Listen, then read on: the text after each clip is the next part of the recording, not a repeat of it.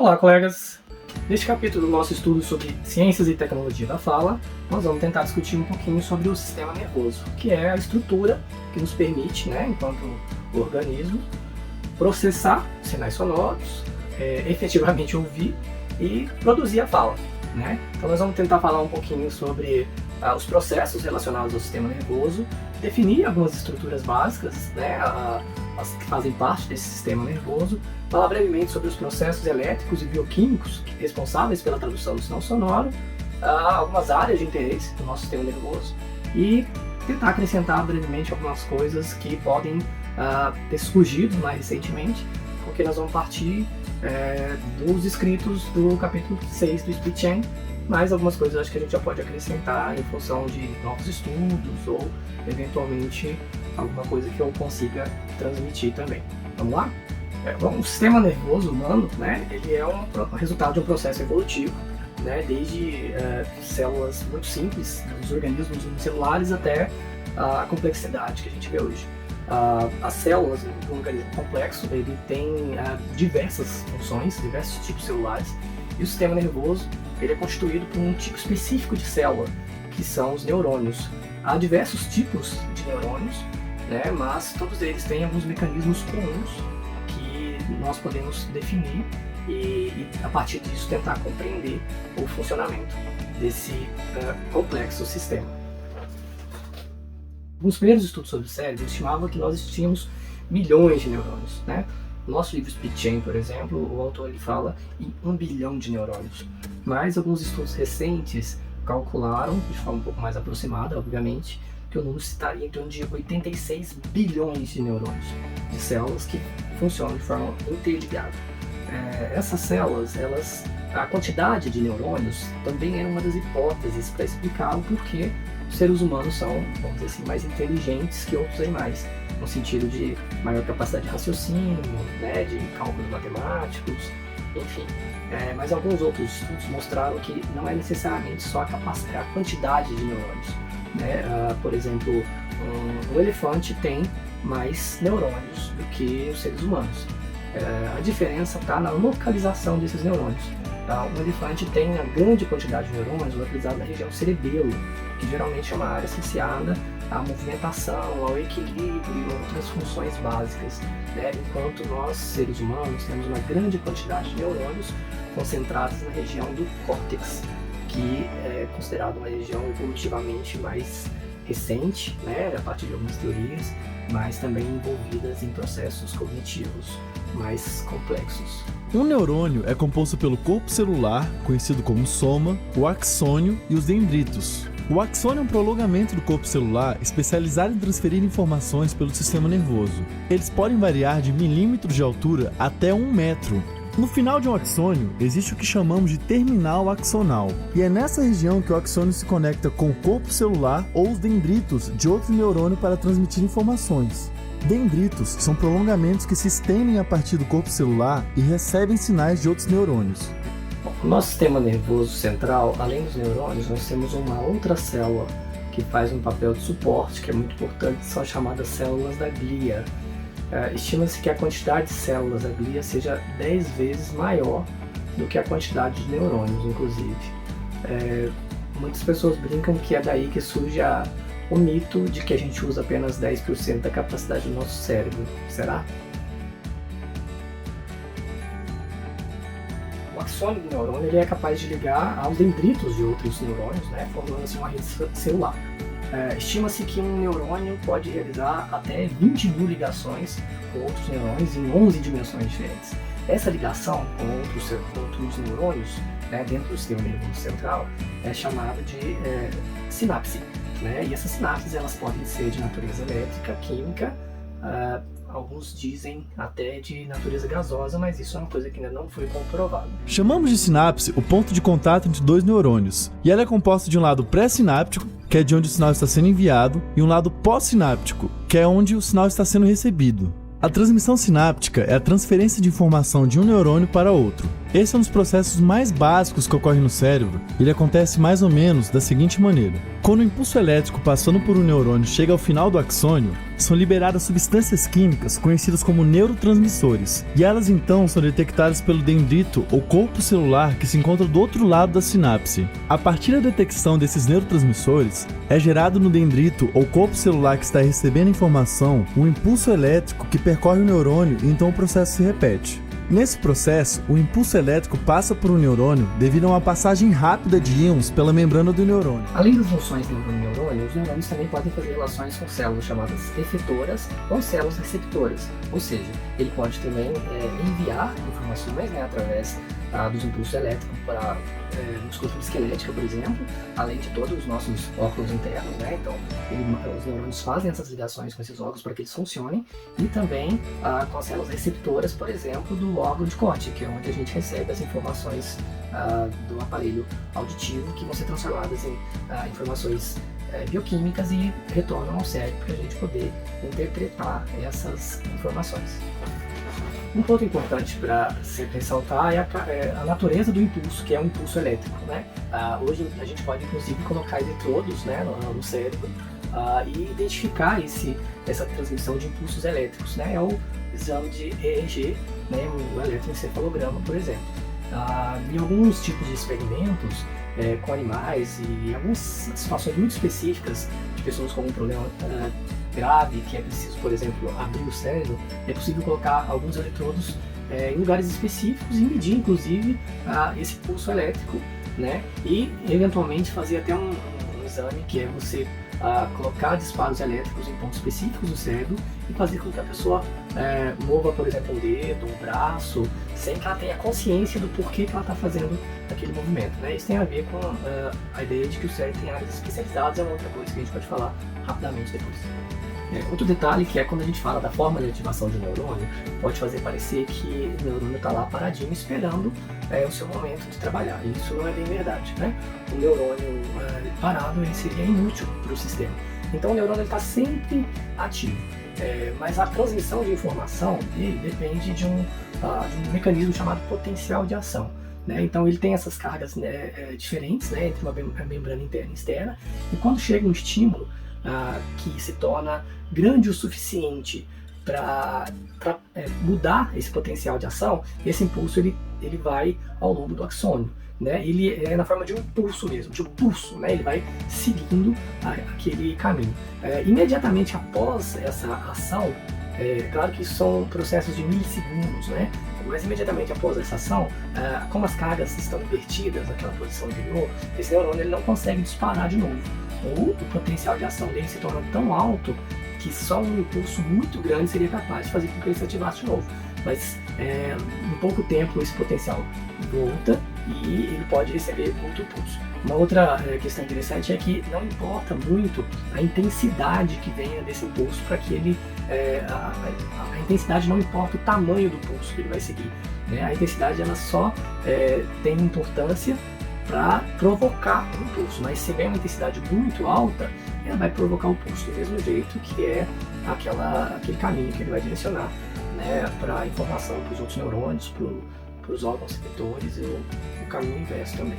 Em relação à quantidade de pulso, né, se a gente imaginar que alguns axônios são muito grandes, né, podendo chegar até 2 metros, né, que vai do cérebro até o dedão do pé, por exemplo, a gente sabe que muitos pulsos viajam ao mesmo tempo ao longo de um mesmo axônio, né, enquanto ele tem uma velocidade muito específica, que é sempre a mesma velocidade. Porém, tem alguns mecanismos, algumas especializações das células, dos axônios, que fazem com que o pulso pode viajar um pouquinho mais rápido.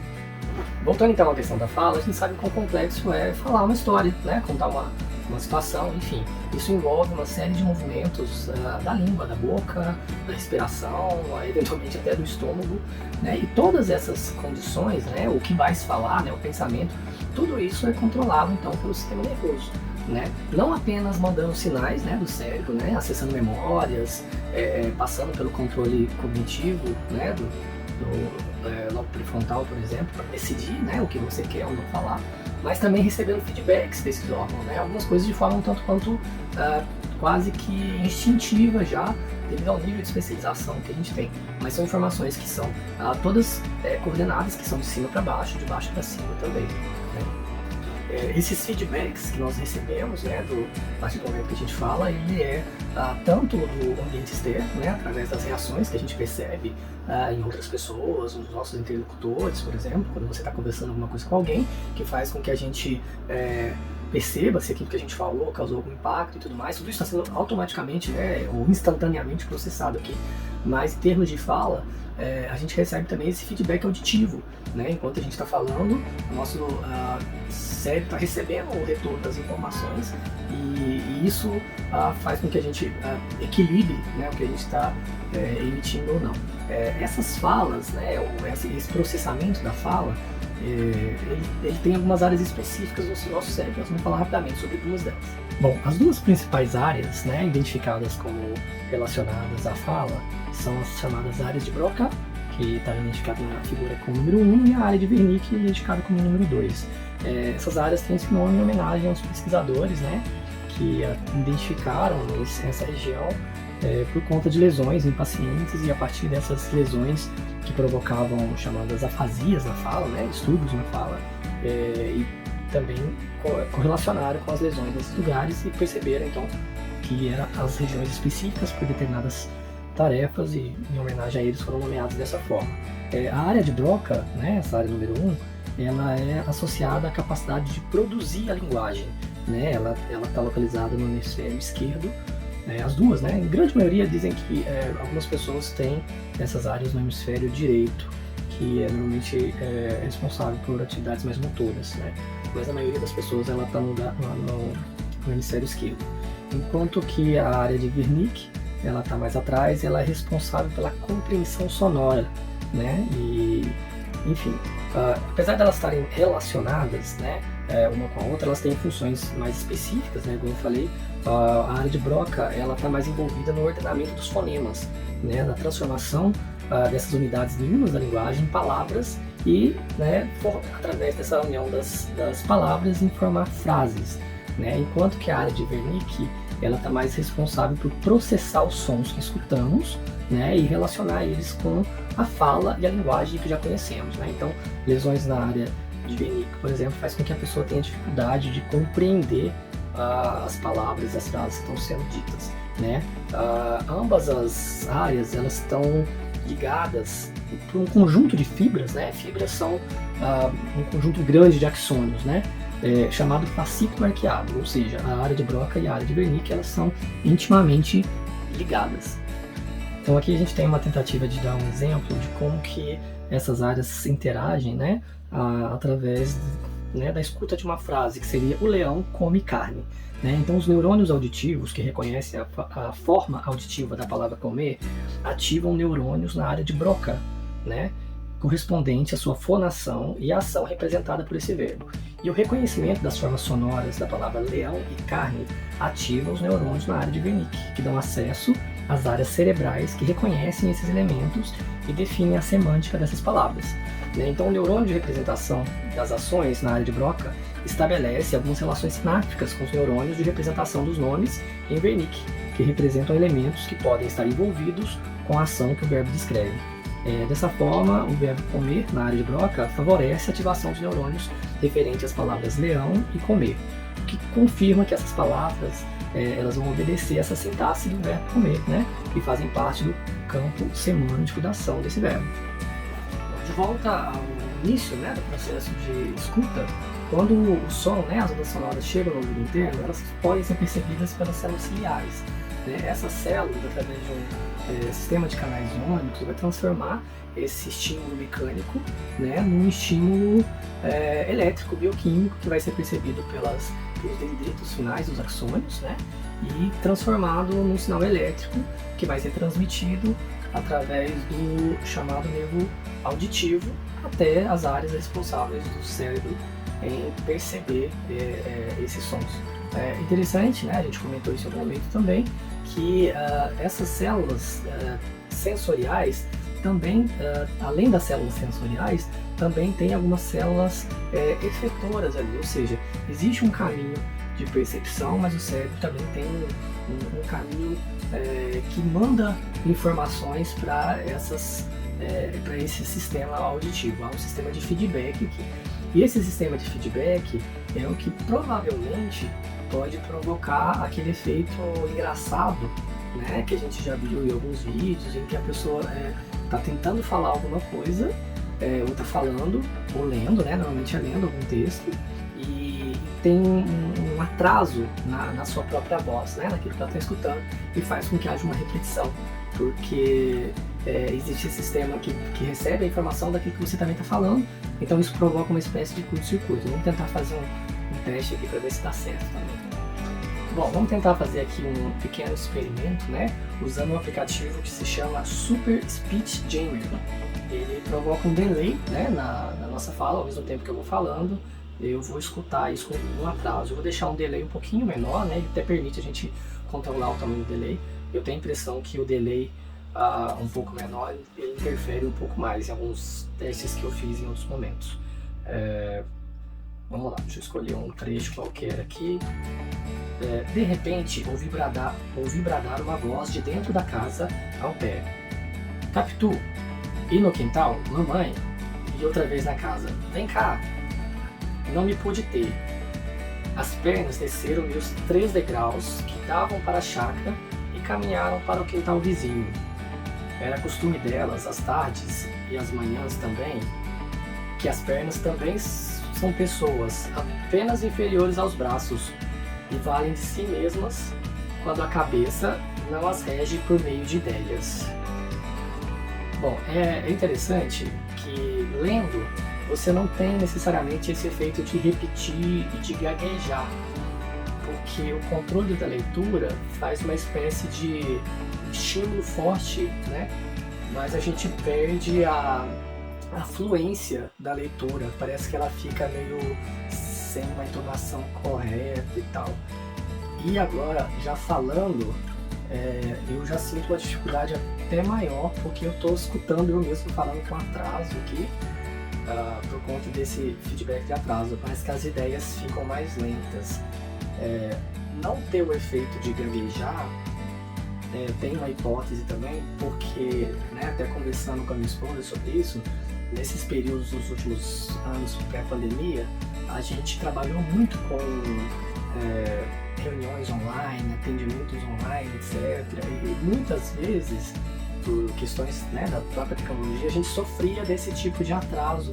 Então você meio que se treina para não gaguejar, mas fica com essa linguagem com pouca fluência aparentemente, né? Bom, então é isso, colegas. Eu espero que esse pequeno vídeo possa contribuir um pouquinho, né, para a nossa compreensão do processo da fala nesse nível do sistema nervoso central, e sirva, obviamente, como estímulo para a gente aprofundar e compreender também esses processos de uma forma mais complexa, né, que de fato ele é muito complexo, mas e muito desses processos eles ainda não estão claros, obviamente, né. O livro traz isso, mas a gente sabe também por uma série de outros estudos recentes e falas de especialistas que a gente ainda tem muito que descobrir, especialmente nesse aspecto cognitivo, como é que efetivamente os pensamentos, as ideias e as percepções dos sons, enfim, se organizam, né, para a gente entender, expressar, dialogar de uma forma assim tão autônoma igual a gente faz, ok? Bom trabalho para todos, até logo!